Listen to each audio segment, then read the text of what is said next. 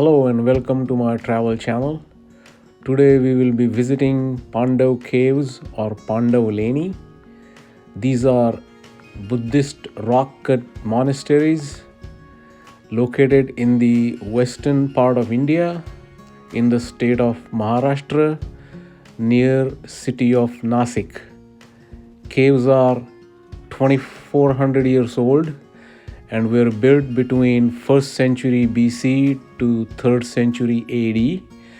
There are 25 caves in this group, and we will be looking at prominent caves that are well preserved.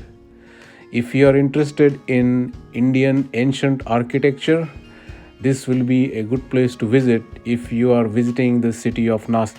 So I just climbed up the stairs. It took about 15 minutes, and at the entrance you have to buy a ticket, which I bought, and this is the entrance. And here you see the caves, the rock cut caves, and this is actually cave number 10. You see the number here. One of the best sculptured caves here, but we're going to start from cave number 1, and the numbers go from west to east. So essentially the caves, they face northeast, they don't directly face the sun, and that way they have less of a sun exposure, and also they say it prevents it from the wind and the rain that flows from east-west direction.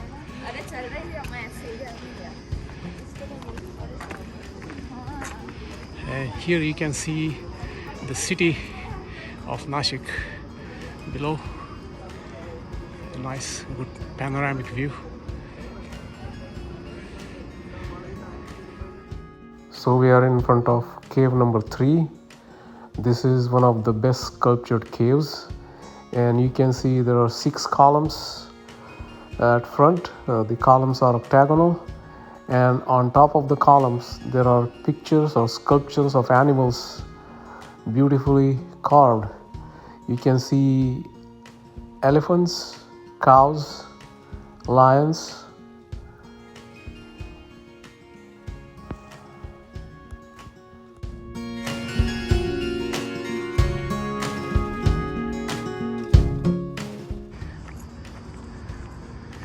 They ask you to remove the shoes at the entrance of the cave, which is what I'm gonna do.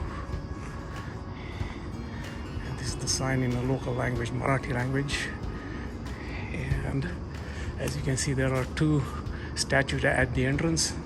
Those are the doorkeepers or door protectors, Dwarpal, what they call. And you see, this is the entrance facade. This is a veranda, and if you see, there are some inscriptions on this wall here.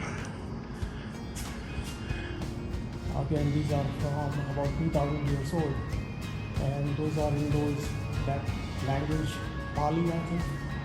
And you can also see the sculptures on the wall, and you see the animal statues on the top of the columns. Very beautifully carved. This is an elephant that you see. Another elephant there. And if we look inside, it's a huge hall. And this is actually a Buddhist monastery. The hall is about 1200 square feet, and whatever these squares that you see here are where monks used to live. So I believe you can see 1, 2, 3, 4, 5, 6, 7 cells on one side. 1, 2, 3, 4, 5, 6 facing the wall, and 6 or 7 on the left side. So about 17, 18 cells. And at the end, this is a stupa, or the symbol for the prayer, Chaitya prayer. Yeah. The cave is used for religious ceremonies nowadays, and the day I visited, I saw Buddhist monks coming out of the cave number 3 after the religious ceremonies. We are at cave number 10, and this is one of the most elaborately carved out cave, and this is the first cave that you see once you get from the entrance that you can see here. And you see there are 6 pillars, and 2 of the end pillars are fused with the wall. And you can see the cave number right there. You see a dwarpal or a doorkeeper, door protector at the entrance. It's only on the left. Again, the pillars are quite elaborate, and you can see the elephants and other animals on top of the pillar. This is a residence or a vihar type of cave, and one of the biggest ones. So if you go, as you walk inside,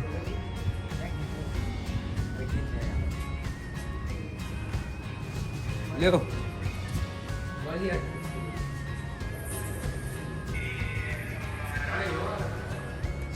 very huge hall. This hall is about 1600 square feet, 40 feet by 40 feet, and there are cells on all sides, all 3 sides of the hall. Also there's a sculpture in the center, and what they say is there is a symbol of stupa on top of that figure. The cells are like we have seen before, they're benched cells. So this is cave number 16 of Pandav Leni, and you have to come up quite a bit. See the steps, but there are beautiful statues inside. So this is the entrance, and you can see how beautiful. Buddha flanked by, I think, Bodhisattvas, and there is a statue here of Buddha with hand gestures. Calm and peace. And that's what we have on the other side.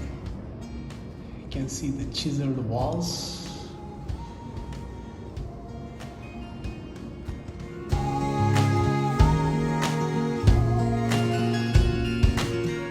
So this is cave 18 of the 24 caves of the Pandav Leni complex, and this is the only cave with a Chaitya or prayer house. You can actually go around the columns, behind the columns all the way, and you can see the ceiling. The sound reflects a lot. There is a lot of echo, and I'm going to do it now and see how it sounds.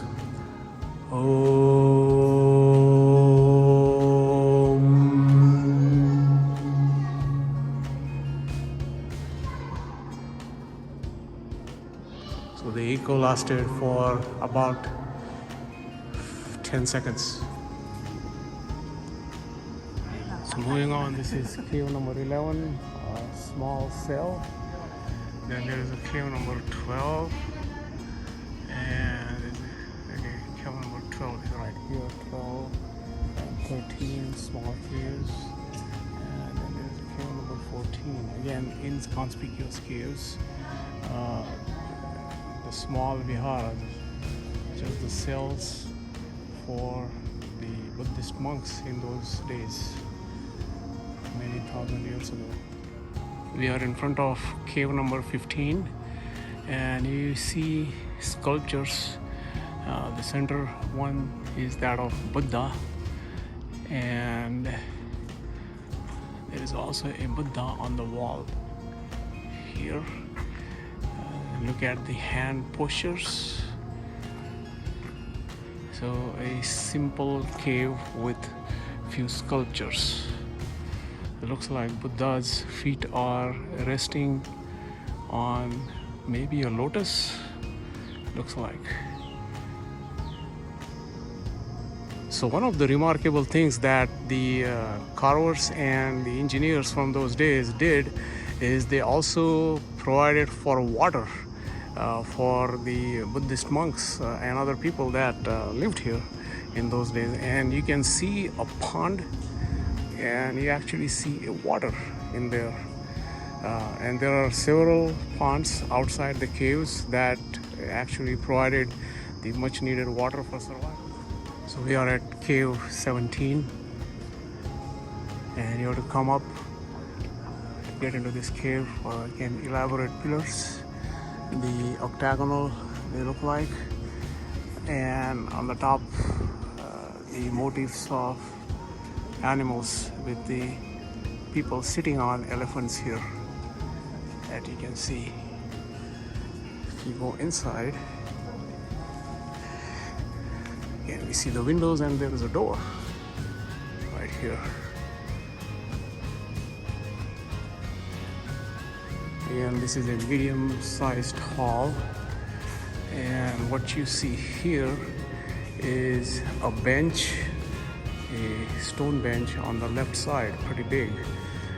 This was not seen in other cells, but pretty simple. 1, 2, 3, 4 cells on this side, and there seems to be a sculpture inside right here, which is barely distinguishable. And there are pillars with animals, sculptures.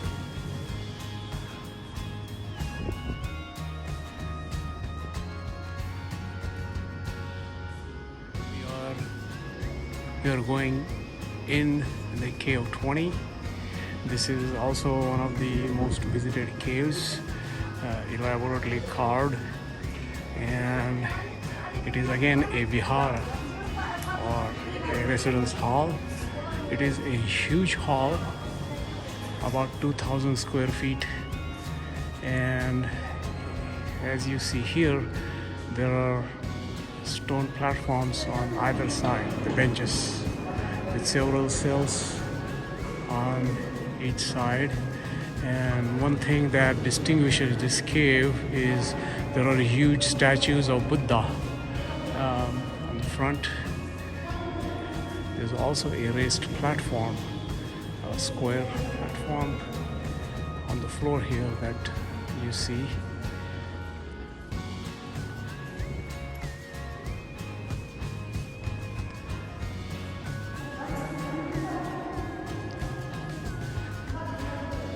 A huge statue of Buddha, the biggest statue that I've seen in the cave so far.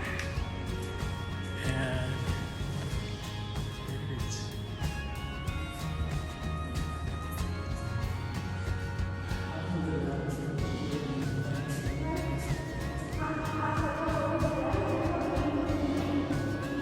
The statue, I want to say, is at least 10 feet tall. And at the door, there are so-called Bodhisattvas, Buddha's disciples, I believe.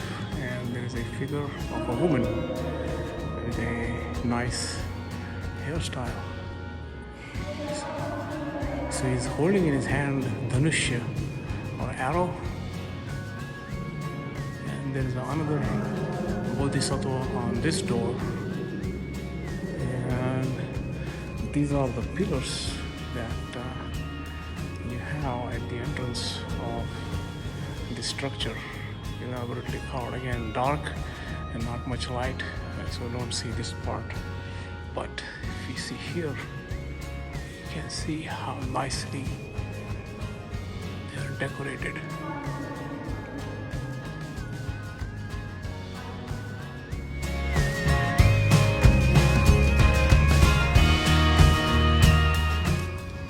We are at cave number 23.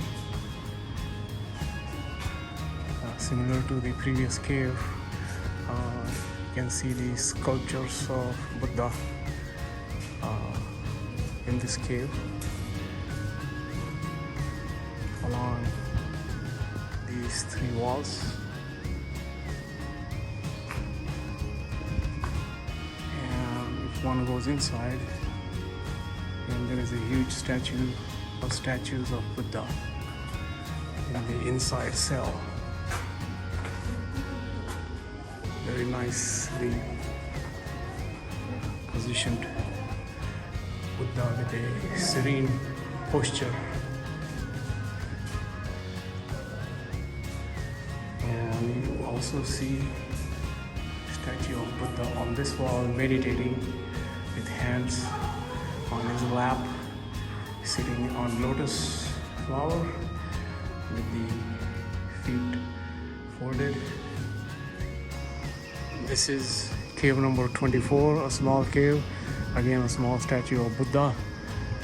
And cave number 25 is not open for public, I believe. They just came to know of that some 2 years ago and they are still working on it.